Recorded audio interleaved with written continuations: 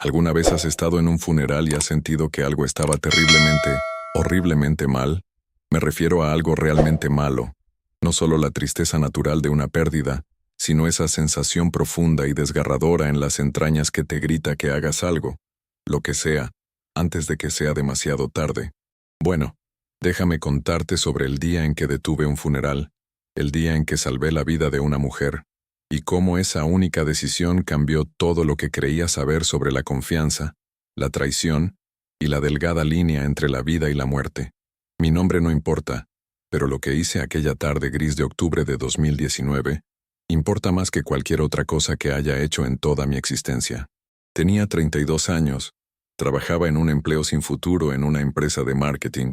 simplemente dejándome llevar por la rutina de la vida como tantos de nosotros hacemos, cuando recibí una invitación para asistir al funeral de Margaret Sullivan, la tía de una compañera de trabajo a la que apenas conocía. Casi no voy. Recuerdo estar parado en mi apartamento esa mañana, sosteniendo la tarjeta de invitación negra, sintiendo el peso de la obligación presionando sobre mis hombros como una losa de cemento. No conocía a Margaret, nunca la había visto en mi vida, pero mi compañera Sara había sido amable conmigo durante un proyecto particularmente difícil,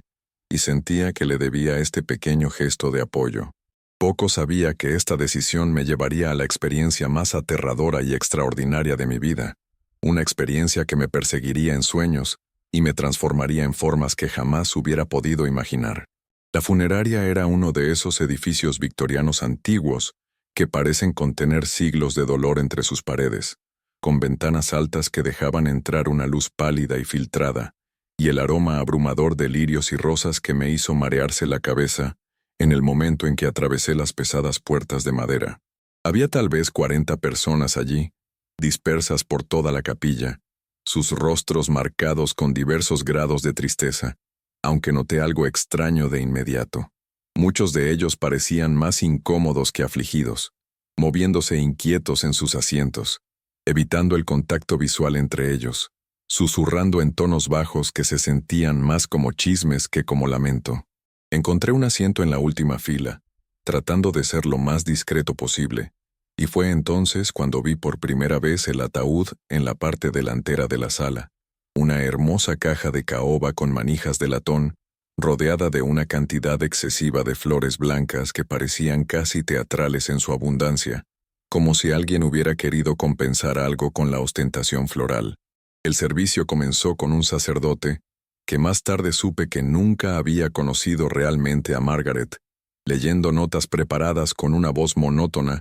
que sugería que había realizado este ritual 1000 veces antes, con la misma falta de emoción genuina. Mientras hablaba sobre una mujer que no conocía, usando frases genéricas sobre su bondad y su amor por su familia, mi atención se desvió hacia las personas a mi alrededor, estudiando sus rostros, tratando de comprender la atmósfera extraña que impregnaba la sala como una niebla invisible pero palpable. Sara estaba sentada en la primera fila, secándose los ojos con un pañuelo, pero cuando se giró ligeramente, pude ver que sus ojos estaban secos, y había algo en su expresión que no podía identificar del todo. ¿Era alivio? ¿Ansiedad? ¿Miedo? ¿O quizás una mezcla perturbadora de las tres cosas? Mis manos comenzaron a sudar, y sentí este impulso inexplicable de levantarme e irme, de alejarme de lo que fuera que estuviera sucediendo en esa capilla, pero permanecí sentado,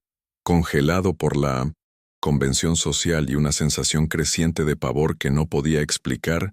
ni racionalizar de ninguna manera coherente. El sacerdote terminó sus comentarios e invitó a las personas a acercarse y presentar sus últimos respetos antes del entierro, y fue entonces cuando todo cambió, cuando mi vida se dividió en un antes y un después que todavía estoy procesando años más tarde, tratando de entender todas las implicaciones y ramificaciones de ese momento singular. Observé cómo las personas formaban una fila, caminando lentamente junto al ataúd, algunos tocándolo suavemente con expresiones de dolor ensayado, otros simplemente haciendo una pausa por un momento antes de seguir adelante, y me sentí obligado a unirme a ellos, aunque cada instinto en mi cuerpo estaba gritándome que huyera de allí lo más rápido posible.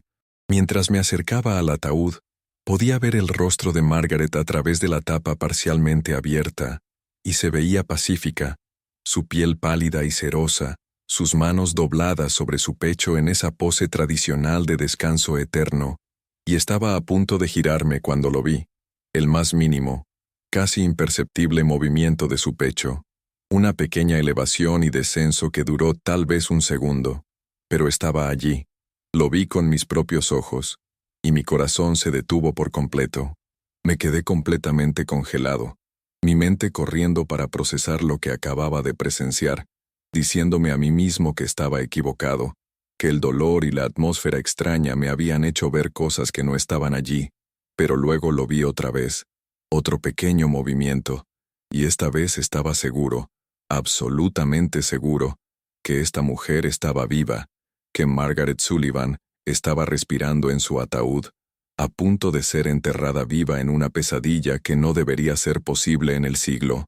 XXI. Mis manos comenzaron a temblar incontrolablemente, y sentí el sudor corriendo por mi espalda a pesar del frío de la capilla, y sabía que tenía que hacer algo, tenía que decir algo, pero ¿quién me creería? ¿Pensarían que estaba loco? ¿Se enojarían conmigo por interrumpir el servicio? ¿Me echarían de allí como a un perturbado mental? Pero ¿cómo podía quedarme callado cuando un ser humano estaba a punto de ser enterrado vivo? Estos pensamientos se estrellaron en mi mente en el lapso de tal vez 3 segundos, aunque se sintió como una eternidad, como si el tiempo mismo se hubiera ralentizado para permitirme tomar esta decisión que cambiaría todo, y luego me escuché hablando, mi voz fuerte y temblorosa, cortando a través del silencio solemne como un cuchillo afilado. Dije algo que nunca olvidaré, algo que se sintió absurdo y absolutamente necesario en ese momento, y la sala estalló en caos, en acusaciones y negaciones y confusión, pero no me importó porque sabía lo que había visto, y sabía que tenía que actuar, sin importar las consecuencias. Al diablo con la opinión de los demás, y esa decisión, esa elección de una fracción de segundo de confiar en mis propios ojos y en mis propios instintos por encima de la convención social y el juicio de extraños, eso es lo que salvó la vida de Margaret, y eso es lo que cambió la mía para siempre de maneras que todavía estoy descubriendo. El momento en que grité esas palabras, está viva, está respirando.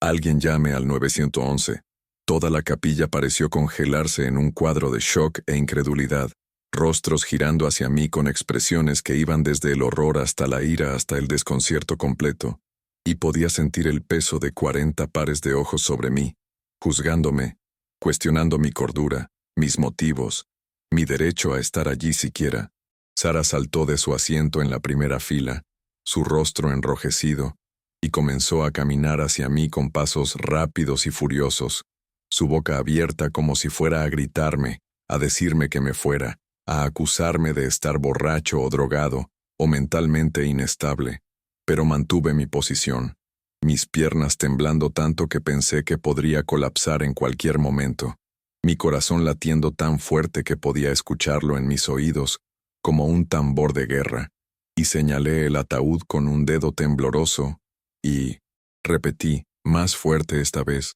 con más convicción a pesar del miedo que me paralizaba, está respirando. Vi moverse su pecho. Está viva. El sacerdote dejó caer su Biblia y golpeó el suelo con un ruido sordo que resonó por toda la capilla como un disparo. Y por un momento, nadie se movió, nadie habló. Todos simplemente nos quedamos allí en esta surrealista animación suspendida, como actores en una obra de teatro que hubieran olvidado sus líneas, y luego un hombre mayor, que más tarde supe que era el hermano de Margaret, Thomas. Se precipitó hacia el ataúd, su rostro pálido y sus manos extendidas para verificar por sí mismo, para ver si este extraño loco en la última fila podía estar diciendo la verdad. Observé cómo Thomas se inclinaba sobre el cuerpo de su hermana, su oído cerca de su cara, y vi el momento exacto en que la creencia reemplazó al escepticismo en sus ojos, cuando sintió su aliento en su mejilla,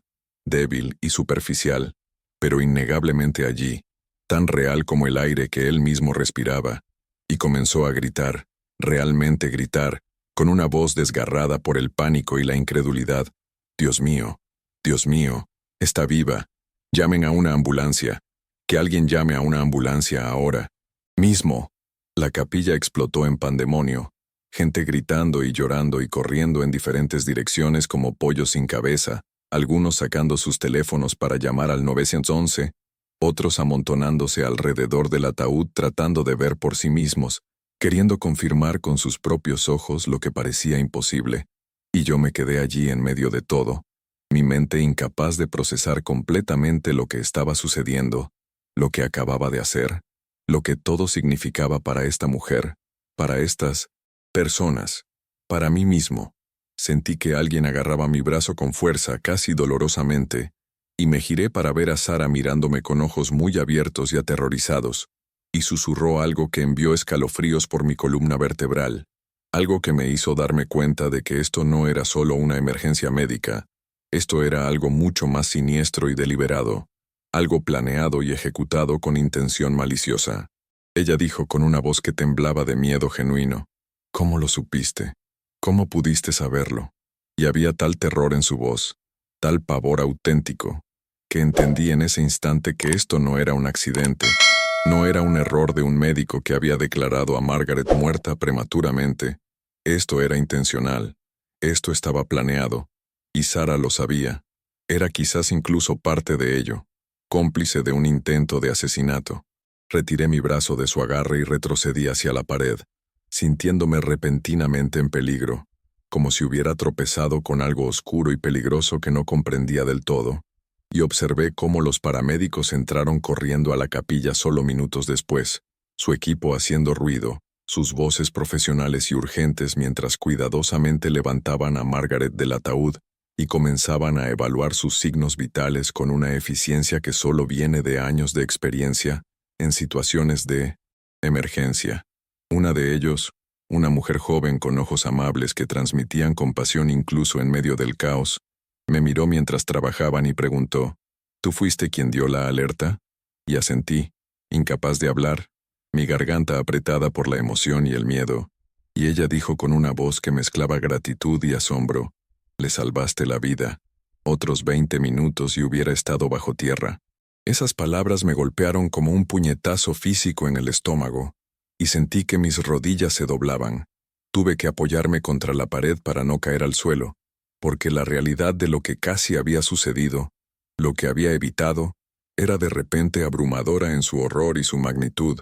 en la cercanía de una tragedia irreversible. Los paramédicos trabajaron rápida y eficientemente, colocando una máscara de oxígeno sobre el rostro de Margaret, verificando su pulso, su presión arterial, sus pupilas, hablando entre ellos en esa jerga médica abreviada que suena como un idioma extranjero para el resto de nosotros, y pude ver sus párpados revoloteando ligeramente, pude ver signos de vida regresando a su cuerpo, mientras administraban tratamiento y se preparaban para transportarla al hospital, donde los médicos podrían determinar exactamente qué le había pasado y cómo había terminado en este estado de muerte aparente. Quería ir con ellos. Quería seguir la ambulancia y asegurarme de que iba a estar bien, pero fui detenido por 2 oficiales de policía que habían llegado con los paramédicos, sus rostros serios y profesionales mientras me pedían que me quedara y diera una declaración sobre lo que había presenciado,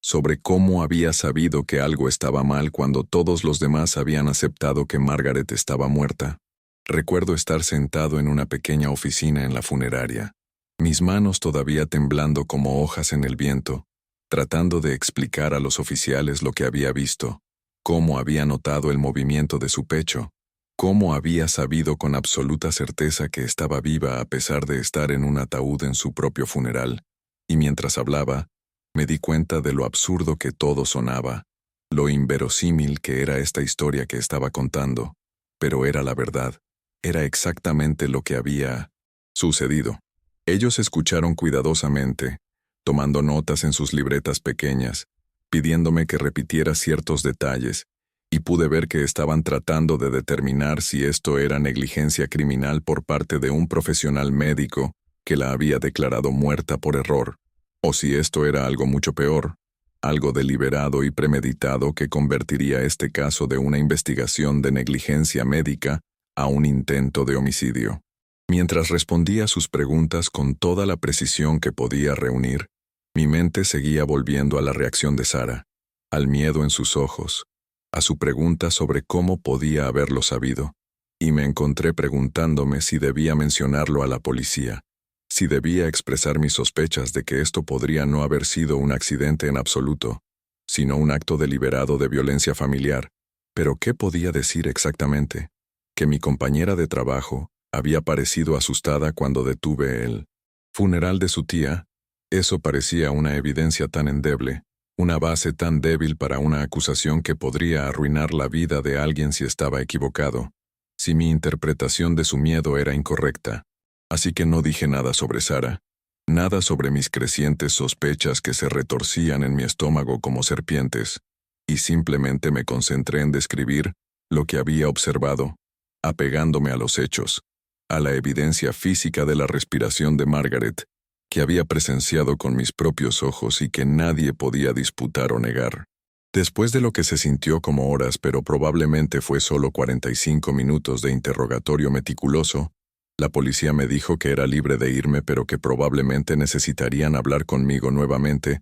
a medida que continuara su investigación, y salí de la funeraria en un estado de aturdimiento, caminando hacia el aire fresco de octubre, sintiendo como si acabara de vivir algo que no podía haber sido real, algo sacado de una película de terror o de una pesadilla febril. ¿Alguna vez has experimentado algo tan surrealista, tan más allá de los límites de la vida normal, que cuestionas si realmente sucedió o si tal vez lo soñaste? Cuéntamelo en los comentarios si alguna vez has tenido un momento que cambió todo de esta manera tan dramática e inesperada. El viaje a casa fue borroso, mis manos agarrando el volante con tanta fuerza que mis nudillos se volvieron blancos como la nieve, mi mente reproduciendo los eventos una y otra vez como una película en bucle, tratando de darle sentido a lo que había presenciado, lo que había hecho, y más importante aún, lo que todo significaba para Margaret, para su familia, para la verdad que aún no había sido completamente revelada. Seguía pensando en Margaret, preguntándome si ya estaba consciente, preguntándome qué recordaba, qué sabía, si era consciente de que había estado a punto de ser enterrada viva en lo que debería haber sido su lugar de descanso final. Esa noche, no pude dormir ni un minuto, no pude comer bocado, no pude concentrarme en nada excepto la imagen de ese ataúd y el pequeño movimiento del pecho de Margaret, que había cambiado todo, que había salvado una vida y potencialmente expuesto un crimen atroz. Navegué por sitios web de noticias obsesivamente hasta que mis ojos ardían, buscando cualquier información sobre lo que había sucedido. Pero no había nada todavía, ningún informe, ninguna actualización, solo silencio de los medios y de todos los involucrados. Un silencio que se sentía ominoso y cargado de secretos. La mañana siguiente, llamé para reportarme enfermo en el trabajo, algo que casi nunca hacía porque siempre había sido el empleado responsable y puntual, pero no podía enfrentar ir a la oficina, no podía enfrentar ver a Sara, no podía pretender que todo era normal, cuando mi mundo entero había sido puesto patas arriba en el lapso de unas pocas horas que se sentían como años. Pasaron 3 días antes de que escuchara algo, 3 días de espera ansiosa y búsqueda obsesiva en Internet, y sobresaltándome cada vez que mi teléfono sonaba, esperando noticias, esperando respuestas, esperando saber si Margaret estaba bien, si había sobrevivido, si mi intervención había sido suficiente para salvarla completamente,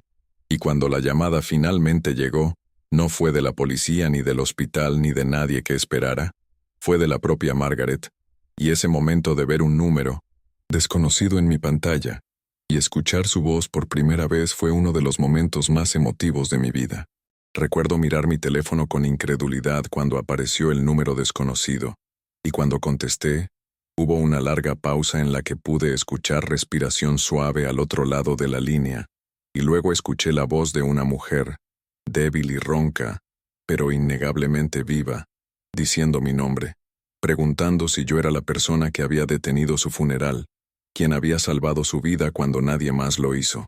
Me senté pesadamente en mi sofá, mis piernas repentinamente incapaces de sostenerme, sintiendo lágrimas formándose en mis ojos sin que pudiera controlarlas, Y dije que sí, que era yo, y le pregunté cómo estaba, si estaba bien, si sabía lo que le había pasado, necesitando desesperadamente saber que mi acción había tenido el resultado que esperaba. La voz de Margaret se quebró mientras hablaba, y pude escuchar el trauma y la confusión y la gratitud, todo mezclado en sus palabras temblorosas mientras me decía que estaba en el hospital, que los doctores estaban realizando pruebas exhaustivas, que no recordaba mucho de antes de despertar en la ambulancia, solo fragmentos y sombras y una terrible sensación de sofocación y pánico, que la perseguía incluso ahora en sus momentos de vigilia. Dijo que los médicos estaban llamándolo catalepsia, una condición rara donde alguien parece muerto pero en realidad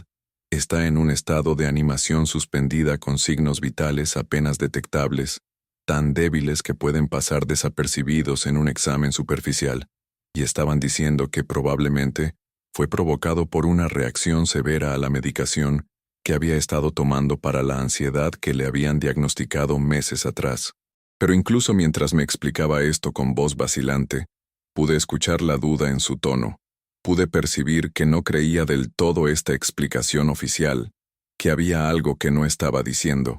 algo que tenía miedo de expresar incluso a la persona que le había salvado la vida, algún secreto oscuro que pesaba sobre ella como una piedra. Le pregunté directamente, tratando de mantener mi voz calmada y gentil a pesar de la ansiedad que me apretaba el pecho, si pensaba que esto era realmente solo un accidente médico,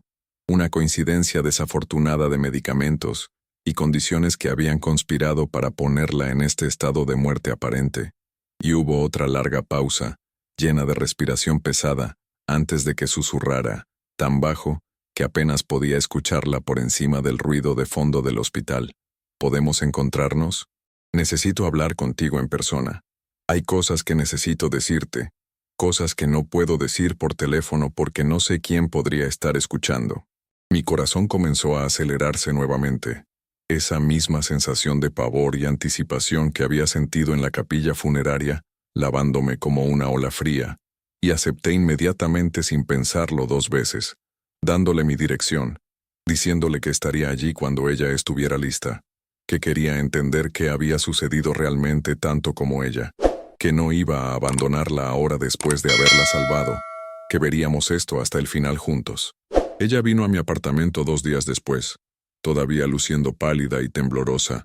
moviéndose lentamente como alguien recuperándose de una enfermedad grave que había drenado toda su energía, y cuando abrí la puerta y la vi parada allí en persona,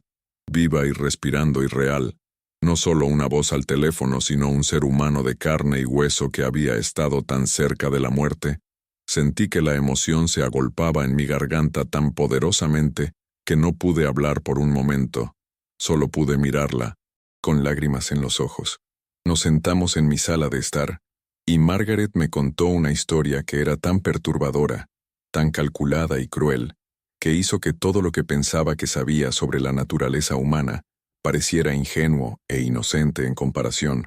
una historia de traición familiar que me dejó sintiéndome físicamente enferma. Explicó que había estado viviendo con su hermano Thomas y su esposa Linda durante el último año, desde que había perdido su trabajo en una compañía que cerró sus puertas sin previo aviso y no podía pagar su propio apartamento con sus ahorros menguantes, y había estado agradecida por su generosidad. Había tratado de ser útil y discreta, había hecho todo lo posible para ganarse su sustento y no ser una carga para ellos en una economía difícil. Pero hace unos 6 meses, había escuchado accidentalmente una conversación entre Thomas y Linda, una conversación sobre su situación financiera que era mucho peor de lo que habían admitido, sobre deudas que no podían pagar y que crecían cada mes como un tumor maligno, sobre acreedores amenazando con ejecutar la hipoteca de su casa, que era lo único de valor que poseían, y más escalofriante aún,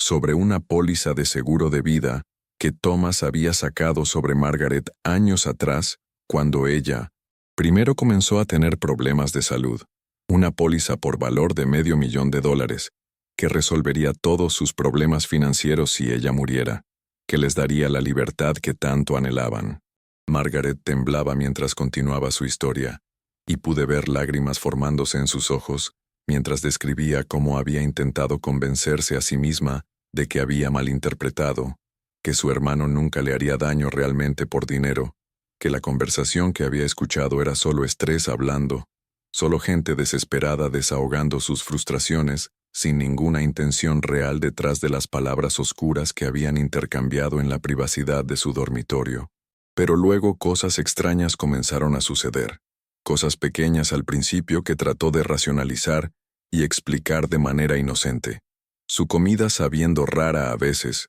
con un sabor amargo o metálico que no debería estar ahí, encontrando pastillas en su baño que no reconocía y que no recordaba haber comprado, despertándose sintiéndose desorientada y enferma sin ninguna razón clara, con síntomas que no se correspondían con ninguna enfermedad conocida. Había comenzado a sentirse paranoica, cuestionando todo, preguntándose si estaba perdiendo la cordura o si realmente había una conspiración contra ella, una trama siniestra para quitarle la vida. Y la peor parte era no tener a nadie con quien hablar sobre esto porque, ¿cómo le dices a alguien que crees que tu propio hermano está tratando de matarte sin sonar absolutamente loca, sin que te miren como si necesitaras ser internada en un hospital psiquiátrico? La ansiedad se había vuelto cada vez peor, consumiéndola desde adentro, y su médico le había recetado medicación para ayudarla a dormir y calmar sus nervios destrozados,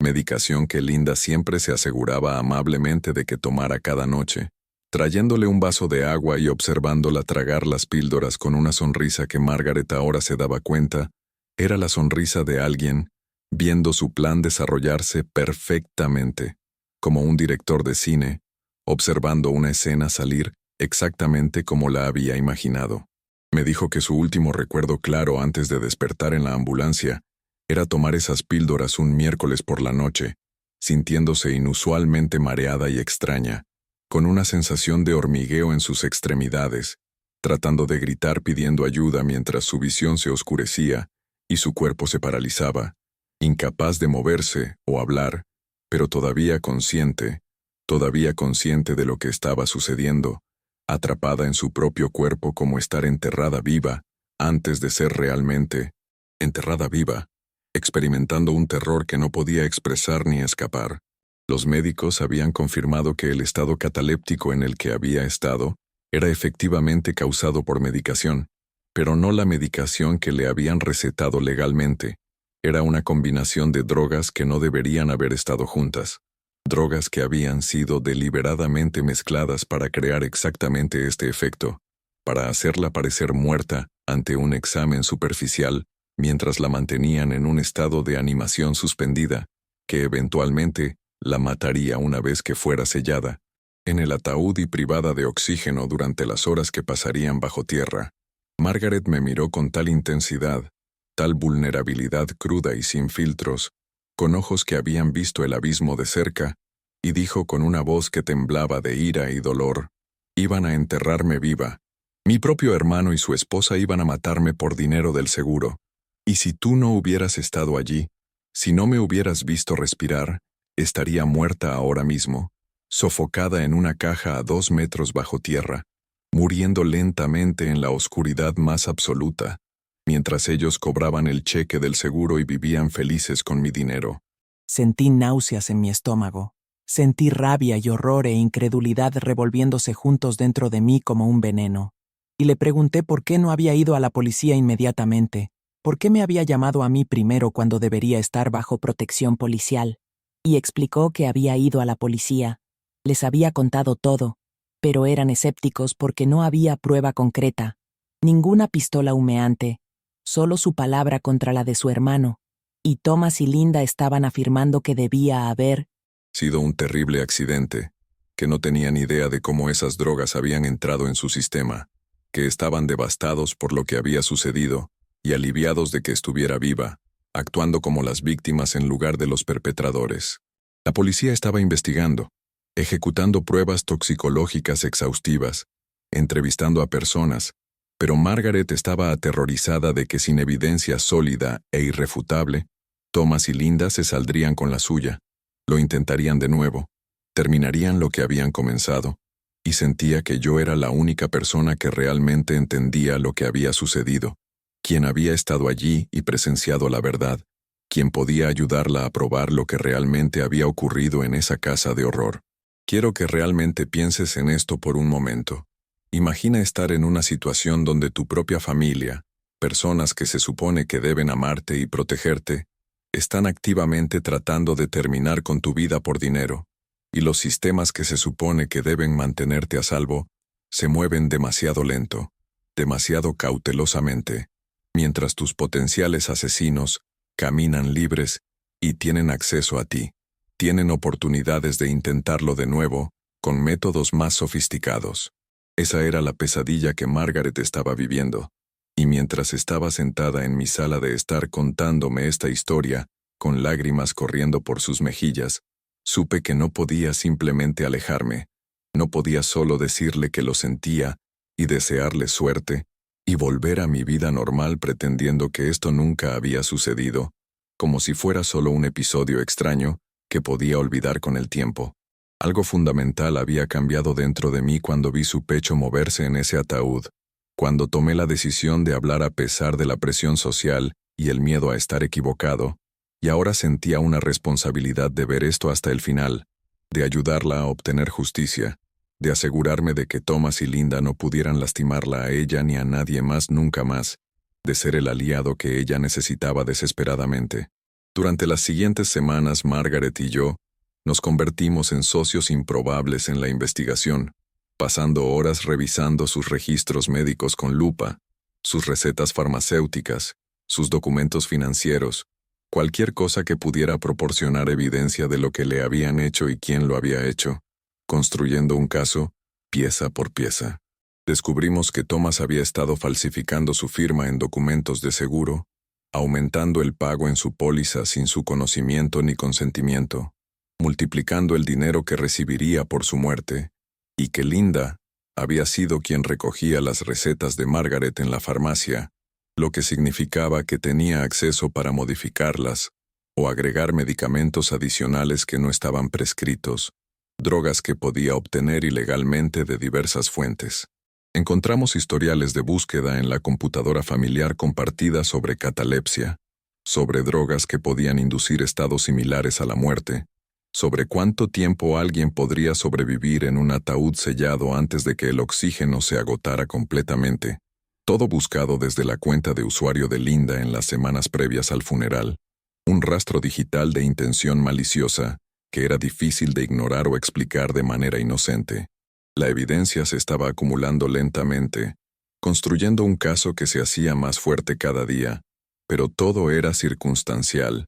nada que probaría definitivamente la intención en un tribunal de justicia, donde el estándar es más allá de toda duda razonable, y Margaret se estaba poniendo cada vez más asustada a medida que Thomas y Linda se daban cuenta de que ella los estaba investigando, de que estaba construyendo un caso contra ellos, de que no iba a simplemente desaparecer o rendirse. Comenzaron a llamarla constantemente a todas horas, dejando mensajes de voz llenos de falsa preocupación y amenazas apenas veladas, diciéndole que estaba enferma, que necesitaba ayuda psiquiátrica, que estaba destruyendo a la familia con sus acusaciones locas, apareciendo en lugares donde sabían que ella estaría, en el supermercado, en el banco, en la cafetería donde a menudo trabajaba con su laptop, dejando claro que sabían lo que estaba haciendo y que no iban a permitir que destruyera sus vidas sin pelear con todas sus fuerzas. Recuerdo una noche particularmente aterradora cuando Margaret me llamó a las 2 de la madrugada, su voz llena de pánico y sin aliento, diciéndome que alguien había intentado entrar a la habitación de hotel donde se había estado quedando para mantenerse segura, que había escuchado a alguien tratando de forzar la cerradura con herramientas, que había llamado a la seguridad del hotel y la persona había huido antes de que pudieran ser capturados, dejando solo huellas de zapatos y marcas de herramientas en la puerta. Conduje al hotel inmediatamente sin pensarlo, sin importar la hora o mi propio cansancio. Me quedé con ella el resto de la noche sentado en una silla junto a su cama, mientras ella dormía fitfully. Y fue entonces cuando ambos nos dimos cuenta de que esto se había vuelto peligroso, que estábamos lidiando con personas que ya habían intentado matar una vez, y que estaban desesperadas y acorraladas y dispuestas a hacer cualquier cosa para protegerse de las consecuencias de sus acciones, incluso cometer más crímenes. ¿Alguna vez te has sentido verdaderamente casado, verdaderamente inseguro en tu propia vida, mirando por encima de tu hombro constantemente? Déjame saber en los comentarios si has experimentado ese tipo de miedo paralizante. Decidimos que necesitábamos ser más estratégicos, más cuidadosos en nuestro enfoque, y contactamos a un investigador privado que un amigo abogado mío recomendó, alguien que se especializaba en casos como este, alguien que podía ayudarnos a reunir el tipo de evidencia que sería irrefutable en un tribunal, el tipo de prueba que no dejaría espacio para dudas o explicaciones alternativas. La investigadora privada, una mujer llamada detective Janet Rivera, que se había retirado de la fuerza policial después de 20 años y había iniciado su propia agencia especializada en casos de violencia doméstica y crímenes familiares, tomó nuestro caso en serio desde la primera reunión, escuchando todo lo que teníamos que decir sin juicio ni escepticismo, sin ese aire de condescendencia que a veces muestran los profesionales cuando escuchan historias que suenan demasiado extrañas para ser verdad. Revisando toda la evidencia que habíamos recopilado con un ojo profesional, que nos dio esperanza de que tal vez, finalmente, alguien con experiencia y recursos estaba de nuestro lado y nos tomaría en serio. Janet explicó que lo que necesitábamos era una confesión, algo grabado y documentado que probaría intención más allá de toda duda razonable, y sugirió establecer una situación controlada donde Margaret confrontaría a Thomas y Linda mientras usaba un micrófono oculto, tratando de hacer que admitieran lo que habían hecho, que revelaran detalles que solo los perpetradores conocerían, información que no podrían explicar de ninguna manera inocente. Era arriesgado, potencialmente peligroso para la seguridad física de Margaret, pero ella estaba determinada a hacerlo, a enfrentar a su hermano y su esposa, y hacerlos responsables de lo que habían intentado hacerle, a obtener la justicia que merecía, después de haber sido traicionada de la manera más fundamental posible. Pasamos días preparándonos meticulosamente, repasando posibles escenarios y cómo podrían desarrollarse, practicando lo que Margaret diría y cómo respondería a diferentes reacciones, y Janet trajo equipo de vigilancia de respaldo, personas que estarían cerca en vehículos discretos para intervenir inmediatamente si la situación se volvía violenta o amenazante para la vida de Margaret. La confrontación fue configurada para que sucediera en la casa donde Margaret había estado viviendo, la casa donde había sido envenenada sistemáticamente durante meses, y insistí en estar allí también, escondido en la camioneta de vigilancia con Janet, escuchando a través de auriculares mientras Margaret caminaba de regreso a ese lugar de trauma y terror, enfrentando sus miedos más profundos. Nunca olvidaré el sonido de su voz mientras entraba a la casa, llamando a Thomas y Linda con una voz que sonaba firme, a pesar de lo que sabía que debía ser un miedo abrumador. Y cuando entraron a la sala, los momentos iniciales de sorpresa y falsa felicidad al verla, preguntando cómo se sentía, si necesitaba algo, todo mientras Margaret estaba allí parada sabiendo lo que habían hecho, lo que habían intentado hacer, consciente de que estaba en una habitación con personas que habían planeado su muerte, y comenzó a hacer preguntas puntiagudas sobre su medicación, sobre la póliza de seguro, sobre los arreglos funerarios que habían hecho tan rápidamente después de que supuestamente había muerto. Podía escuchar la tensión escalando en sus voces a través de los auriculares, Thomas poniéndose defensivo con cada pregunta, Linda tratando de desviar y cambiar de tema, y luego Margaret dijo algo brillante, algo que habíamos ensayado pero que adquirió un nuevo poder en el momento real. Les dijo que había recordado algo de cuando estaba en el estado cataléptico, que había estado consciente en cierto nivel, que los había escuchado hablar, que había oído a Linda decir que la dosis debería haber sido más fuerte, que debería haber estado completamente sin respuesta para el momento del funeral, y que no entendían cómo había salido mal su plan perfecto. Era un farol, un riesgo calculado para ver si negarían algo que nunca habían dicho, o si reaccionarían de una manera que confirmara la culpa, que revelara su participación en el crimen, y el silencio que siguió fue tan largo y tan pesado que contuve la respiración escuchando a través de los auriculares, mi corazón latiendo como un tambor de guerra, esperando para ver qué sucedería a continuación, si caerían en la trampa o si mantendrían su historia de inocencia. Entonces Linda se rió. Realmente se rió con una risa que sonó en los auriculares, un sonido frío y amargo que no tenía humor en él, solo desdén, y algo que sonaba peligrosamente cerca de la locura, y dijo con una voz cargada de veneno: «No pudiste haber escuchado eso porque se suponía que estabas muerta, completamente ida, no solo durmiendo sino muerta como una piedra, fría y sin vida». Thomas intentó callarla. Le dijo que se quedara callada, que no dijera nada más, pero Linda había terminado de pretender, terminado de mantener la fachada que había estado sosteniendo durante semanas, y comenzó a hablar libremente, diciéndole a Margaret exactamente lo que habían hecho, cómo lo habían planeado durante meses, cómo habían investigado las drogas en foros de Internet oscuros, cómo habían calculado las dosis con precisión matemática, cómo habían sobornado al director de la funeraria para que omitiera ciertos procedimientos de examen que habrían revelado que Margaret todavía estaba viva, cómo habían sido tan cuidadosos, tan meticulosos en cada detalle, y cómo un extraño en el funeral había arruinado todo lo que habían trabajado, todo el tiempo y esfuerzo que habían invertido en el crimen perfecto.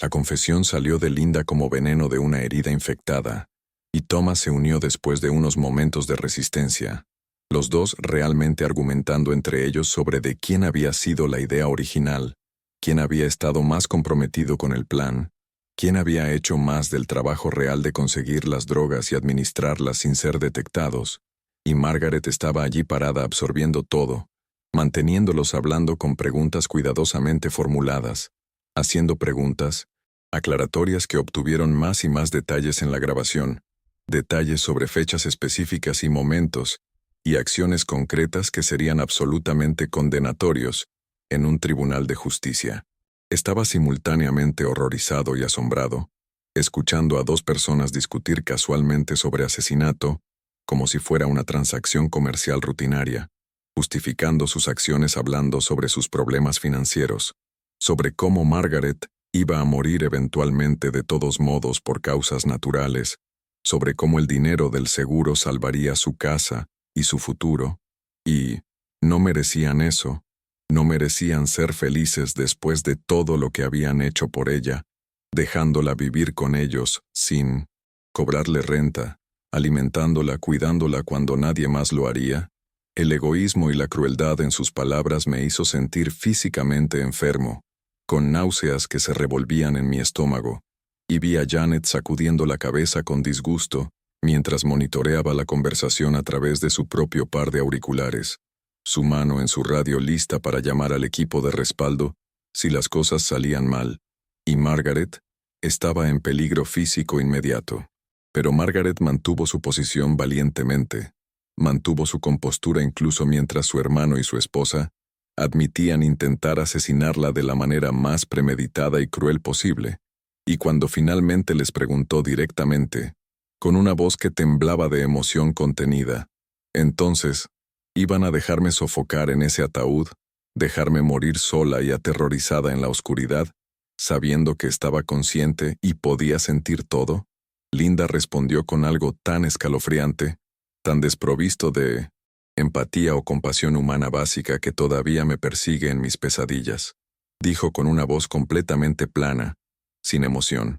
No lo habrías sabido por mucho tiempo, querida. El oxígeno se habría agotado en unas pocas horas. Habría sido como irse a dormir, pacífico y tranquilo, mejor que muchas otras formas de morir. Ese fue el momento en que Janet señaló al equipo de respaldo a través de la radio, y en segundos, oficiales de policía irrumpieron en la casa con órdenes de arresto, y pude escuchar la conmoción a través de los auriculares, Thomas y Linda gritando sorprendidos y luego negando, afirmando que habían estado bromeando, que era una broma enferma para lidiar con el trauma de casi perder a Margaret, pero la grabación no mentía. Sus palabras específicas y detalladas no mentían. La confesión completa estaba capturada en audio digital de alta calidad, y fueron arrestados allí mismo en la sala de estar donde habían planeado el asesinato de Margaret. Corrí desde la camioneta de vigilancia hacia la casa sin pensarlo. Encontré a Margaret parada en medio del caos. Oficiales de policía por todas partes ejecutando los procedimientos de arresto. Su hermano y su esposa, siendo esposados y leyéndole sus derechos constitucionales. Y cuando me vio, colapsó en mis brazos, sollozando tan fuerte que todo su cuerpo temblaba violentamente, liberando meses de miedo acumulado y estrés y trauma todo a la vez en un torrente de lágrimas. Y la sostuve con fuerza, diciéndole que había terminado, que estaba a salvo, que no podían lastimarla más, que la justicia finalmente estaba llegando después de toda la espera y el miedo. El juicio ocurrió 6 meses después, un proceso largo y agotador emocionalmente, y testifiqué sobre lo que había visto en el funeral, sobre el movimiento que había presenciado, sobre la decisión de hablar cuando habría sido más fácil quedarme callado, y el jurado escuchó la grabación de Linda y Thomas confesando su crimen con sus propias voces, escuchó la evidencia sobre los documentos de seguro falsificados, las interacciones de drogas que no podrían haber sido accidentales, los sobornos al director de la funeraria, y les tomó menos de 4 horas volver con un veredicto de culpabilidad en los cargos de intento de asesinato premeditado y fraude de seguros a gran escala. Thomas recibió 25 años de prisión sin posibilidad de libertad condicional. Linda recibió 22 años, y al verlos siendo llevados para comenzar sus sentencias, sentí una mezcla compleja de satisfacción y tristeza. Satisfacción de que se había hecho justicia, de que Margaret estaba segura y vindicada, pero tristeza de que había llegado a esto, de que los lazos familiares podían romperse tan fácilmente por la codicia y la desesperación, de que 2 personas habían elegido el dinero sobre la vida de alguien a quien se suponía que amaban. Margaret y yo permanecimos cercanos después del juicio, forjando una amistad que había nacido en el trauma, pero que había crecido en algo genuino y significativo, construida sobre confianza mutua y respeto, y la experiencia compartida de haber enfrentado algo oscuro juntos y sobrevivido, a pesar de las probabilidades en contra. Ella comenzó terapia intensiva para procesar todo lo que le había sucedido, para trabajar a través de la traición y el miedo, y el duelo complicado de perder a su hermano, no por muerte, sino por sus propias elecciones malvadas, y la observé lentamente reconstruir su vida pieza por pieza, encontrando un nuevo trabajo en una compañía que valoraba sus habilidades, mudándose a su propio apartamento donde podía sentirse segura y en control, comenzando a confiar en las personas nuevamente poco a poco, con cautela pero con esperanza. Me dijo una vez, durante una de nuestras cenas mensuales que se convirtieron en tradición, que lo que más la perseguía no era la experiencia física de estar en el ataúd, aunque eso ciertamente era traumático y le daba pesadillas, sino el conocimiento de que las personas en las que más confiaba en el mundo la habían mirado y habían visto signos de dólar en lugar de un ser humano, habían estado dispuestas a escucharla morir en agonía, en lugar de lidiar con sus problemas financieros de manera legal. ¿Y cómo se recupera alguien de ese tipo de traición tan fundamental? ¿Cómo aprendes a confiar de nuevo cuando las personas que se suponía que debían amarte incondicionalmente intentaron matarte por dinero? Estas eran preguntas con las que luchaba en terapia y en nuestras muchas conversaciones largas y profundas, y yo no tenía buenas respuestas. Solo podía escuchar y apoyar y recordarle que no todos son capaces de ese tipo de maldad, que todavía hay gente buena en el mundo, personas que harán lo correcto incluso cuando es difícil o incómodo, o socialmente embarazoso, personas que valoran la vida humana por encima de su propia comodidad.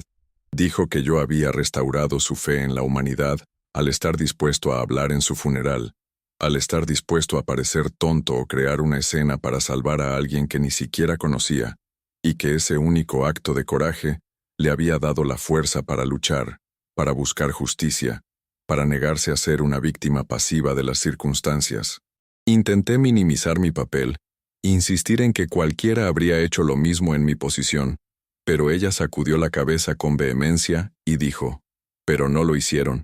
Había 40 personas en esa capilla, y solo tú me viste respirar. Solo a ti te importó lo suficiente como para decir algo». Solo tú valoraste la vida de una extraña lo suficiente como para arriesgarte a avergonzarte. Y tenía razón.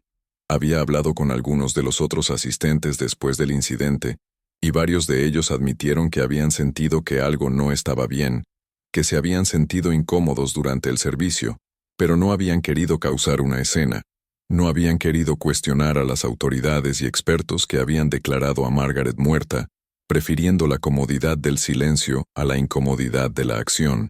Me hizo pensar profundamente sobre cuántas veces permanecemos en silencio frente a la injusticia o el mal porque no queremos hacer olas, no queremos ser la persona que habla y potencialmente hace el ridículo, y cómo ese silencio permite que el daño continúe, permite que cosas malas sucedan porque las personas buenas son demasiado educadas o demasiado asustadas para intervenir cuando más se necesita su voz. Esta experiencia me cambió fundamentalmente como ser humano. Me hizo cuestionar muchas suposiciones que había tenido sobre las normas sociales y el comportamiento apropiado. Me hizo darme cuenta de que a veces lo más importante que puedes hacer es exactamente lo que se siente más incómodo, más socialmente extraño, más probable que te haga destacar de la multitud conformista. Han pasado 3 años desde ese día de octubre, cuando detuve un funeral y salvé una vida, y los efectos en cadena de ese momento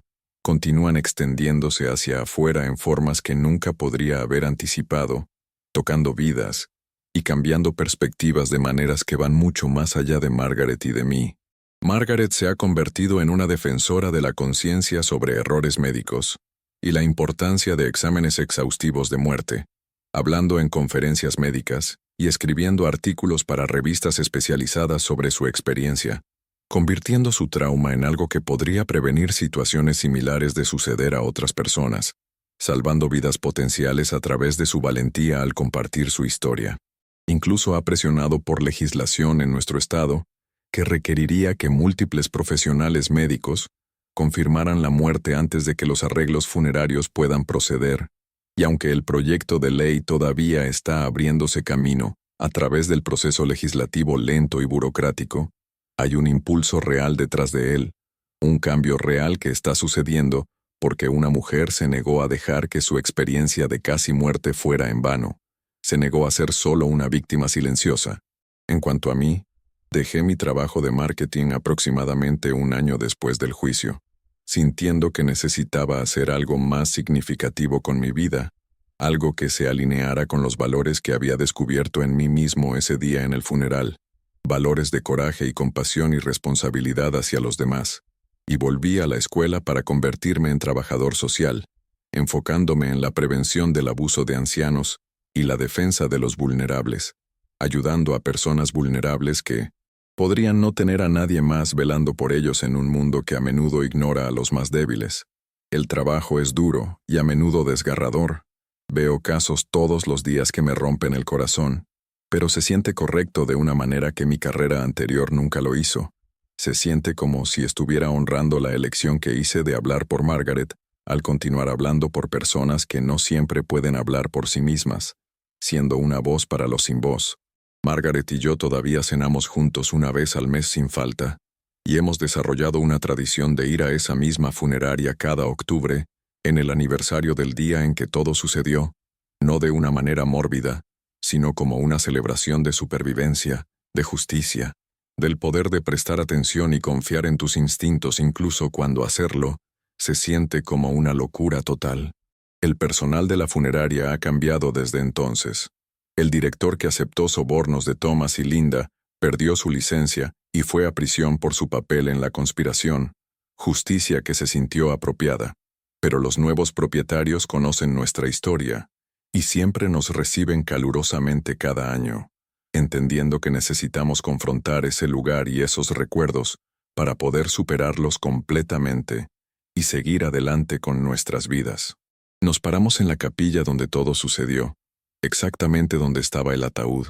y recordamos lo que pudo haber sido y lo que realmente fue gracias a un momento de valentía, y luego nos vamos y vamos a comer postre en un café cercano, celebrando la vida y las segundas oportunidades y la hermosa complejidad de la conexión humana que surge en los lugares más inesperados. Lo que he aprendido de todo esto Lo que realmente quiero que entiendas profundamente en tu corazón es que los momentos que definen nuestras vidas no son siempre los que planeamos o esperamos. Son las decisiones de una fracción de segundo que tomamos cuando nos enfrentamos a algo malo, algo injusto, algo que exige acción, a pesar de nuestro miedo, o incertidumbre o incomodidad social. Podría haberme quedado en silencio ese día. Podría haberme convencido a mí mismo de que estaba viendo cosas, o que seguramente los profesionales sabían mejor que yo, un simple asistente desconocido, y Margaret estaría muerta,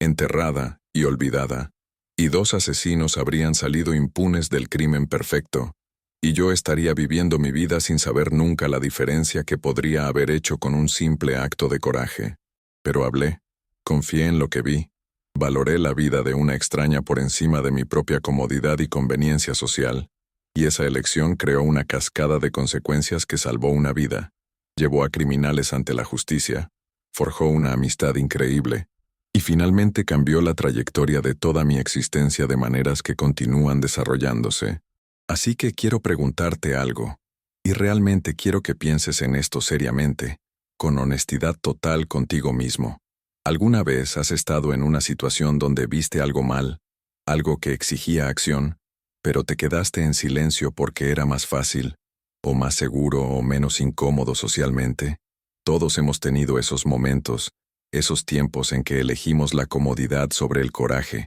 la seguridad sobre la acción correcta. Y no estoy juzgando a nadie porque yo también he estado ahí muchas veces antes de ese día de octubre que cambió todo, pero quiero desafiarte a pensar de manera diferente en el futuro, a considerar que la próxima vez que veas algo que no se siente bien, ya sea alguien siendo maltratado, alguien en peligro, alguien siendo aprovechado o abusado, tienes una elección en ese momento, y tu elección importa más de lo que podrías pensar, tiene más poder del que imaginas. Importa para la persona que necesita ayuda, obviamente, pero también importa para ti, para quién eres y quién quieres ser, para el tipo de persona que ves cuando te miras en el espejo, porque cada vez que elegimos coraje sobre comodidad,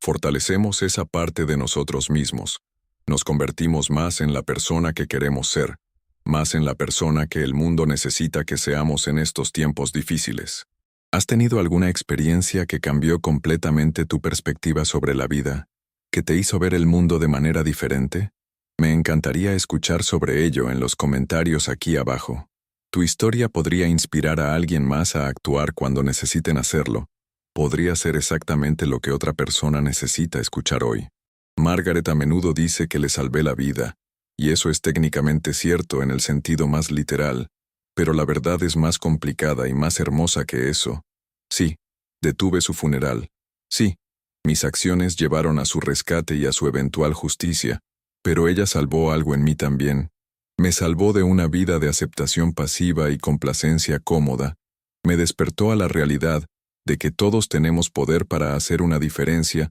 si estamos dispuestos a usarlo, dispuestos a arriesgar estar equivocados o parecer tontos al servicio de hacer lo correcto cuando importa. Ahora, si esta historia te tocó de alguna manera, si te hizo pensar sobre tus propias elecciones y tu propia capacidad de coraje, quiero pedirte que hagas algunas cosas por mí, por Margaret, por todas las personas que necesitan que alguien hable por ellas. Primero, por favor deja un comentario compartiendo tus pensamientos, tus propias experiencias, o simplemente haciéndome saber que este mensaje resonó contigo de alguna manera, porque la conversación no termina cuando termina el video, y tu voz importa, tu historia importa, y genuinamente quiero escuchar de ti y aprender de tu perspectiva. Segundo, si encontraste valor en esta historia, si crees que es importante que las personas entiendan que una persona realmente puede hacer una diferencia, que hablar importa, que prestar atención y confiar en tus instintos puede literalmente salvar vidas y cambiar destinos, entonces por favor presiona ese botón de me gusta, porque ayuda a que este mensaje llegue a más personas, ayuda a asegurar que esta historia no sea solo entretenimiento, sino que realmente tenga impacto, realmente haga que las personas piensen y potencialmente actúen diferente en sus propias vidas cuando se enfrenten a decisiones difíciles. Tercero, Y esto es realmente importante para mí y para la misión de este canal. Quiero que te suscribas a Desde mi mirada, porque compartimos historias como esta todo el tiempo. Historias sobre personas reales, enfrentando circunstancias extraordinarias, tomando decisiones difíciles, sobreviviendo situaciones imposibles y aprendiendo lecciones profundas de las que todos podemos beneficiarnos al escuchar y reflexionar. Estas no son solo historias para entretenimiento, aunque espero que sean convincentes y atractivas. Son historias que nos recuerdan nuestra humanidad compartida, nuestra capacidad tanto para el bien como para el mal, nuestro poder de cambiar vidas a través de las elecciones que hacemos cada día, cada momento de nuestras vidas. Y finalmente, por favor presiona esa campanita de notificaciones para que nunca te pierdas una nueva historia, porque nunca sabes cuál podría ser exactamente lo que necesitas escuchar en el momento exacto de tu vida, la historia que te da coraje, o sabiduría, o perspectiva o esperanza cuando más lo necesitas, cuando estás en tu momento más oscuro. Muchas gracias por ver este video, por escuchar esta historia que significa tanto para Margaret y para mí, por ser parte de esta comunidad de personas que creen que las historias importan, que compartir nuestras experiencias y aprender unos de otros nos hace a todos más fuertes y más sabios y más compasivos como seres humanos. Margaret y yo estamos ambos agradecidos de que nuestra historia te haya llegado hoy, y esperamos que haga una diferencia en tu vida, de la manera en que esa tarde de octubre hizo una diferencia en la nuestra, y continúa haciéndolo cada día. Recuerda, nunca sabes cuándo podrías estar en una posición de salvar la vida de alguien, o cambiar su trayectoria completamente. Mantente alerta, mantente compasivo, confía en tus instintos, y nunca subestimes el poder de hablar cuando algo no se siente bien, cuando tu intuición te dice que algo está mal. Hasta la próxima vez, cuídense y cuiden unos de otros, y recuerden que ustedes también vivieron para contar su historia, cualquiera que sea, y esa historia merece ser escuchada y compartida con el mundo.